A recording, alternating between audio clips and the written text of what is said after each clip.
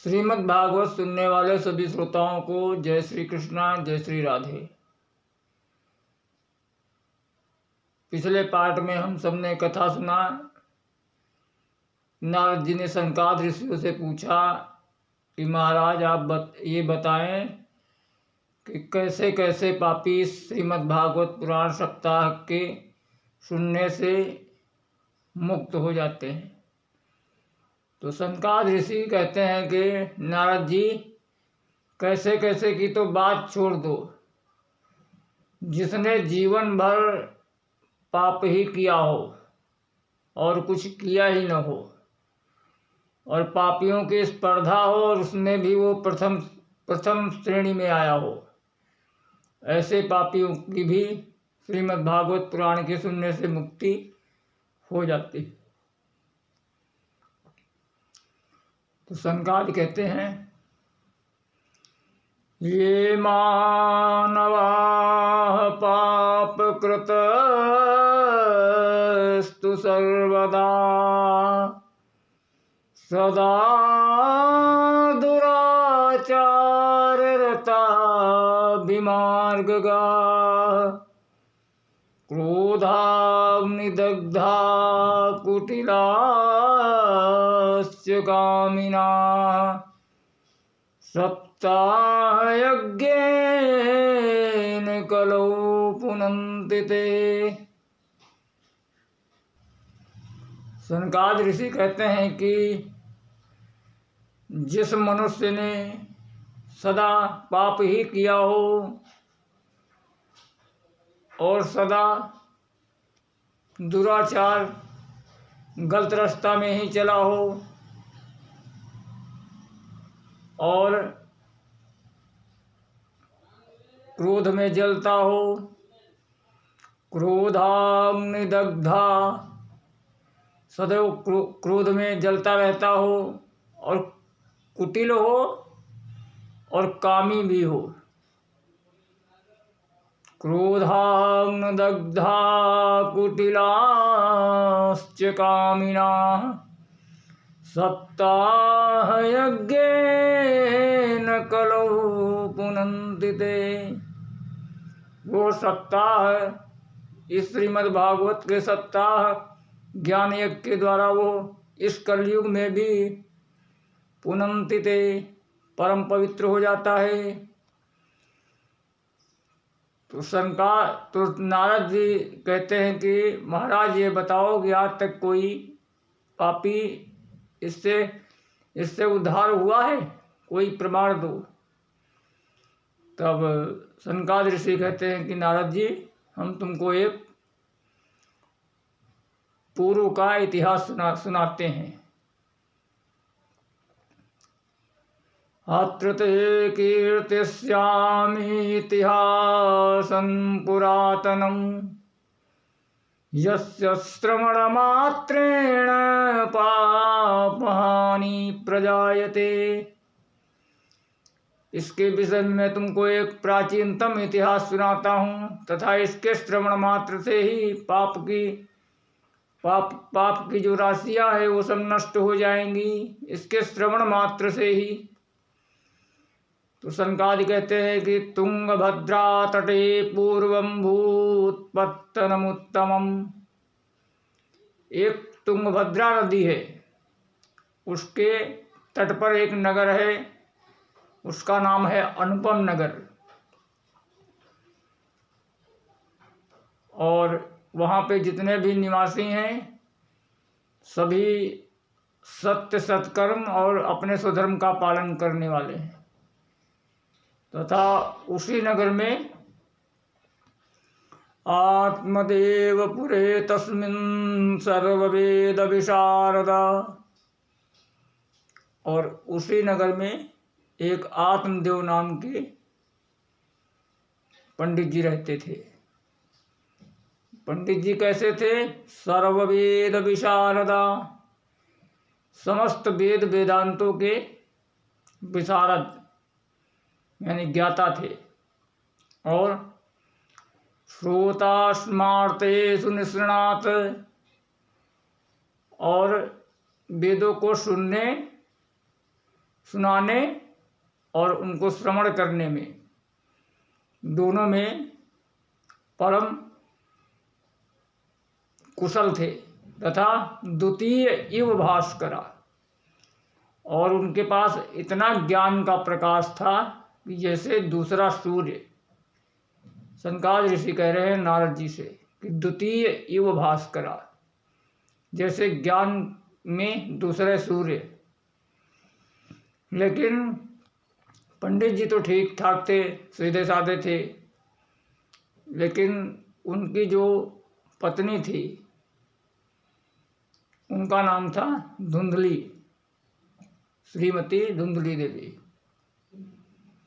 तो वह धुंधली कैसी थी कि भिक्षुका वित्तवान लोके तत्प्रिया धुंधले स्मृता। वह थी तो धनवान, लेकिन वह ऐसी थी कि अगर दरवाजे पे कोई भिखारी आ जाए तो उसको रोटी नहीं देती थी। इसलिए कहा है कि भिक्षुका वित्तवान लोके, यानी उनके पास धन तो था लेकिन भिखारियों को भी धन वो नहीं देती थी। इतनी कृपण थी, इतनी कंजूस थी। और लोकवार्ता रता क्रूरा प्रायशु बहुजल्पिका, सदैव दूसरों की ही बातें किया करती थी और कुछ ना कुछ बकवास करती रहती थी। लेकिन एक उनमें खासियत थी कि शूराचा गृह कृत्येषु, गृह कार्य करने में बहुत निपुण थी। तथा कृपणा कलह प्रिया, और लड़ाई झगड़ालू थी। जब तक पड़ोसी से दो दो चार चार चोंचे न हो जाएं तब तक उनका खाना ही नहीं हजम होता था। तो इस प्रकार ब्राह्मण देवता तो सीधे साधे थे, लेकिन जो उनकी पत्नी थी वो बहुत खतरनाक थी। लेकिन जैसे जैसे काम चल रहा था और भाग्यवश उन ब्राह्मण देवता के कोई संतान नहीं थी, तो एक दिन वो विचार करने लगे कि भाई मान लो धन संपत्ति तो बहुत है, लेकिन कोई उसका उपभोग करने वाला नहीं है। इसके लिए वो सोचते सोचते इतना दुखी हो गए कि वो घर से बाहर निकल पड़े और सोचा कि जंगल में जाके अपनी जान दे दूं। गृहं त्यक्त्वा वनं गता, गृह छोड़कर वन को चले गए और जंगल में गए तो जंगल में एक जगह बैठे बैठे रो रहे थे। तो उधर से एक संत महात्मा निकले, तो उन्होंने देखा कि एक ब्राह्मण देवता रो रहे हैं। तो उन्होंने उनके पास जाकर कहा, कथम रोदसी विप्रत्वं काते चिंता बलीयसी। ये ब्राह्मण देवता तुम क्यों रो रहे हो, तुमको कौन सी चिंता है। और बदत्वं सत्तरम मह्यम स्वस्य दुःखस्य कारणम, अगर आपको उचित लगे तो अपने दुख का कारण मुझको बताओ। तब ब्राह्मण देवता हाथ जोड़कर कहने लगे कि महाराज, किम ब्रमी में ऋषे दुखम पूर्व पापेन संचितम। क्या बताऊं महाराज, मेरे पूर्व जन्म के पाप उदय हुए कि मेरे सब कुछ तो है लेकिन कोई पुत्र नहीं है, और अगर पुत्र नहीं है तो इसका उपयोग कौन करेगा, जो इतना धन है इसका उपयोग कौन करेगा।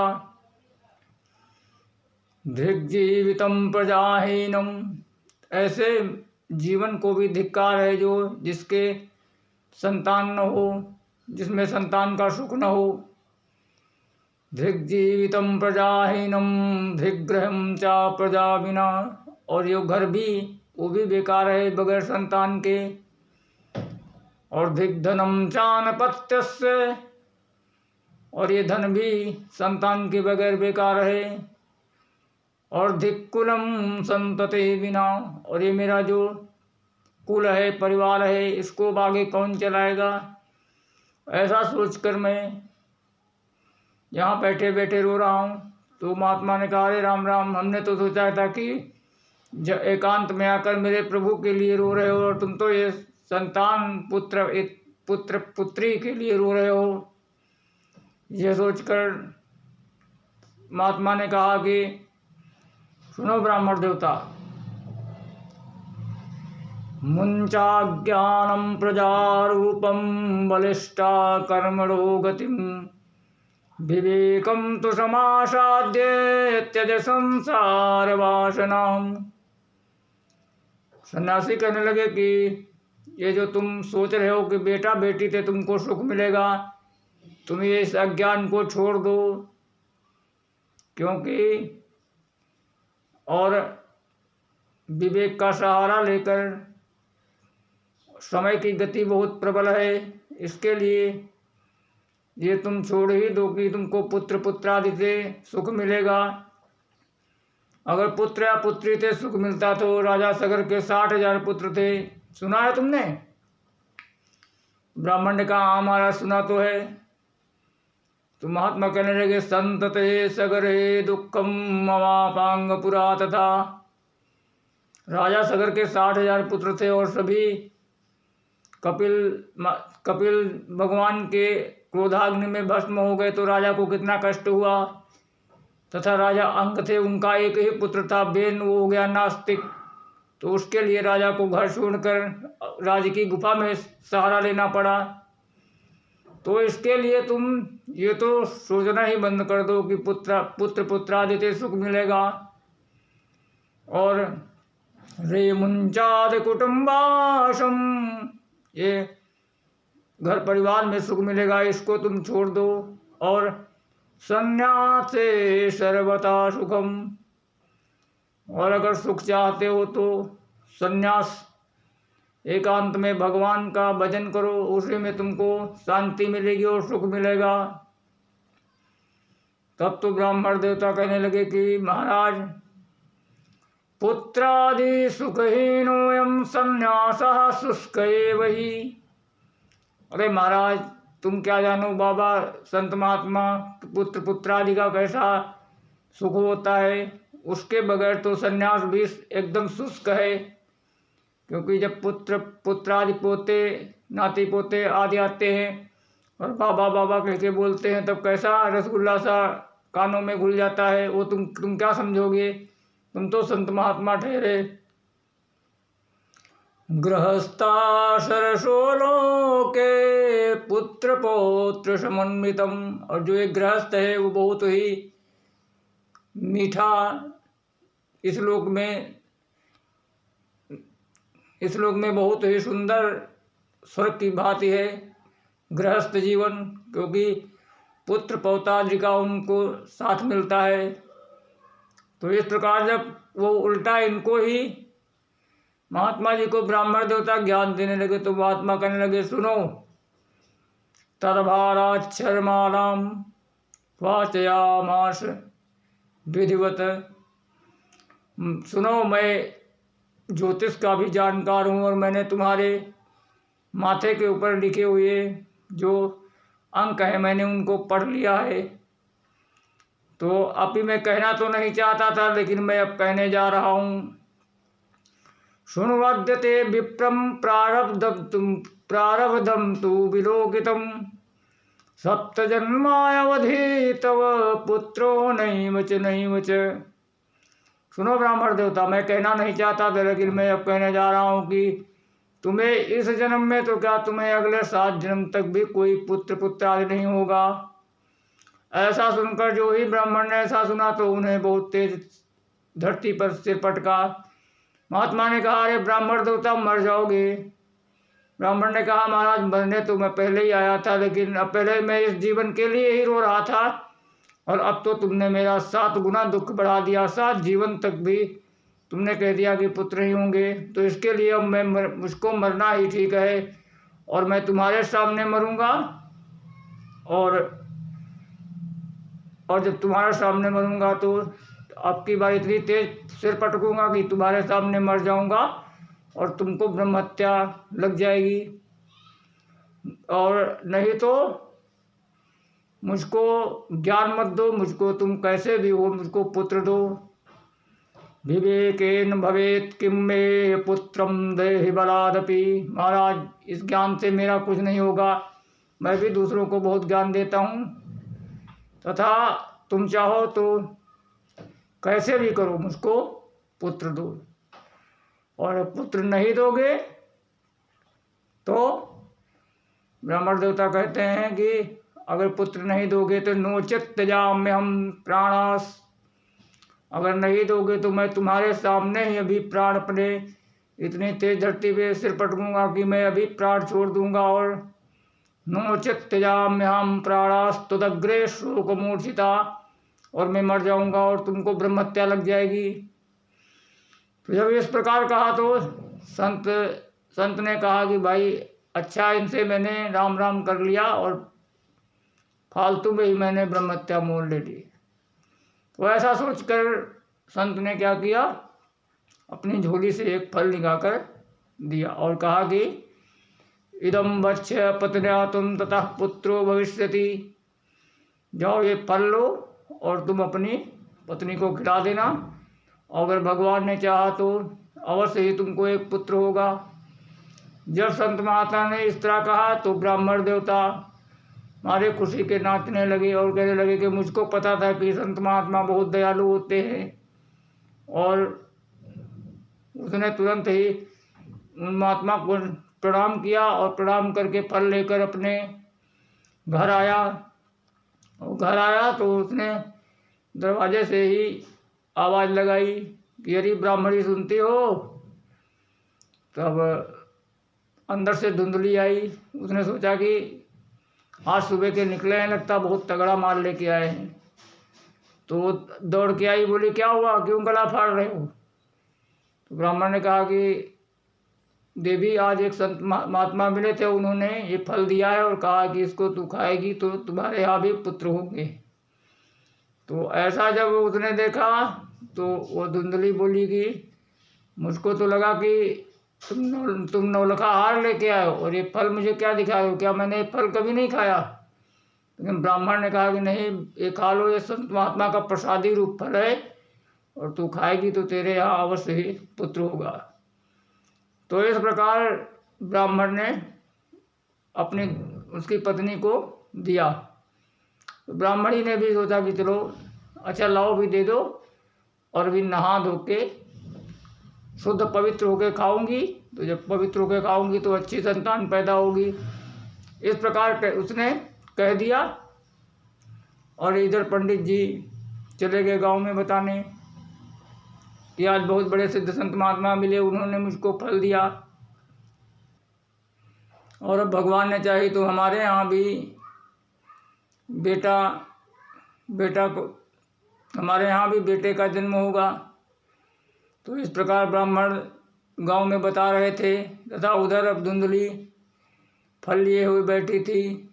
अब वो सोच रही थी पता नहीं कौन से मेरे पति जो ये बाबा बैरागी से फल बनवा के लाए हैं, कहीं ऐसा ना हो कि मुझको खिला दें और मैं इनके पीछे पीछे जो ये कहें वही मैं करती रहूं। ऐसा फल लिए बैठे बैठे सोच ही रही थी कि इतनी देर में उसकी पड़ोसन आई। बोली बहन, ये क्या तू बैठे बैठे धुंधली क्या कर रही है। तो धुंधली ने बताया कि अरे बहन तू आ गई, मेरे पतिदेव ने एक फल ला के दिया है और बोले हैं कि इसको तू खाएगी तो पुत्र होगा। तो पड़ोसन बोली कि भाई फल है, अगर किसी संत महात्मा ने दिया है तो तू खाएगी तो पुत्र होएगा, और नहीं खाएगी भी तो फल है, कोई नुकसान तो करेगा नहीं, तो इसके लिए तू फल खा ले। तब धुंधली ने पड़ोसन से कहा कि बहन, मैंने सुना है कि गर्भिणी स्त्री ज़्यादा काम नहीं कर सकती, क्योंकि अगर मैंने फल खा लिया तो गर्भ हो जाएगा, और जब गर्भ होएगा तो पेट बढ़ेगा, और जब पेट बढ़ेगा तो मैं खाना कम खा पाऊंगी। फलभक्षेण गर्भस्याद गर्भेणोदर वृद्धिता और स्वल्पभक्षम ततो शक्ति ग्रह कार्यम कथम भवेत्। और जब गर्भ बढ़ जाएगा तो मेरा पेट बढ़ेगा, और जब पेट बढ़ेगा तो मैं जो अभी 15-20 रोटी खाती हूँ और डट के काम करती हूँ घर का, तो ये मेरा काम कौन करेगा। तो जब ताकत नहीं रहेगी तो स्वल्पभक्षम ततो शक्ति गृह कार्यम कथम भवेत्, तो ये गृह का कार्य कैसे होगा।